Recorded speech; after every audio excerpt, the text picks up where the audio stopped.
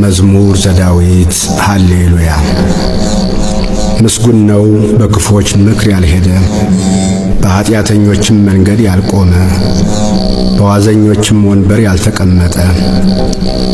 ነገር ግን በእግዚአብሔር ሕግ ደስ ይለዋል፣ ሕጉንም በቀንና በሌሊት ያስባል። እርሱም በውሃ ፈሳሾች ዳር እንደተተከለች፣ ፍሬዋን በየጊዜዋ እንደምትሰጥ፣ ቅጠሏም እንደማይረግፍ ዛፍ ይሆናል። የሚሠራውም ሁሉ ይከናወንለታል። ክፉዎች እንዲህ አይደሉም፣ ነገር ግን ነፋስ ጠርጎ እንደሚወስደው ትቢያ ናቸው። ስለዚህ ክፉዎች በፍርድ ኃጢአተኞችም በጻድቃን ማኅበር አይቆሙም። እግዚአብሔር የጻድቃንን መንገድ ያውቃልና የክፉዎች መንገድ ግን ትጠፋለች። መዝሙር 2 አሕዛብ ለምን ያጉረመርማሉ? ወገኖችስ ለምን ከንቱን ይናገራሉ? የምድር ነገሥታት ተነሱ፣ አለቆችም በእግዚአብሔርና በመሲሑ ላይ እንዲህ ሲሉ ተማከሩ።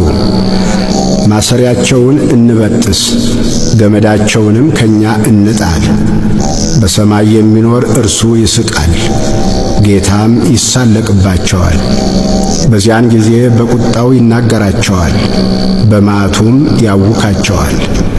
እኔ ግን ንጉሴን ሾምሁ፣ በተቀደሰው ተራራዬ በጽዮን ላይ ትእዛዙን እናገራለሁ። እግዚአብሔር አለኝ፣ አንተ ልጄ ነህ፣ እኔ ዛሬ ወለድሁህ።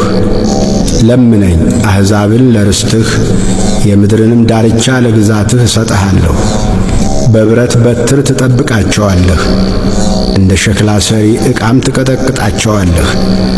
አሁንም እናንት ነገሥታት ልብ አድርጉ፣ እናንት የምድር ፈራጆችም ተገሠጹ። ለእግዚአብሔር በፍርሃት ተገዙ፣ በረዓድም ደስ ይበላችሁ።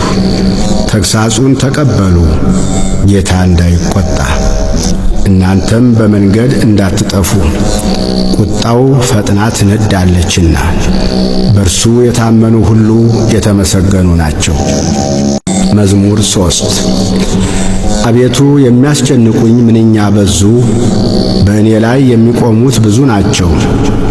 ብዙ ሰዎች ነፍሴን አምላክሽ አያድንሽም አሏት። አንተ ግን አቤቱ መጠጊያዬ ነህ፣ ክብሬንና ራሴንም ከፍ ከፍ የምታደርገው አንተ ነህ። በቃሌ ወደ እግዚአብሔር እጮኻለሁ፣ ከተቀደሰ ተራራውም ይሰማኛል። እኔ ተኛሁ አንቀላፋሁም፣ እግዚአብሔርም ደግፎኛልና ነቃሁ። ከሚከቡኝ ከአእላፍ ሕዝብ አልፈራም። ተነስ አቤቱ አምላኬ ሆይ አድነኝ። አንተ የጠላቶቼን መንጋጋ መትሃልና የክፉዎችንም ጥርስ ሰብረሃልና። ማዳን የእግዚአብሔር ነው፣ በረከትህም በሕዝብህ ላይ ነው።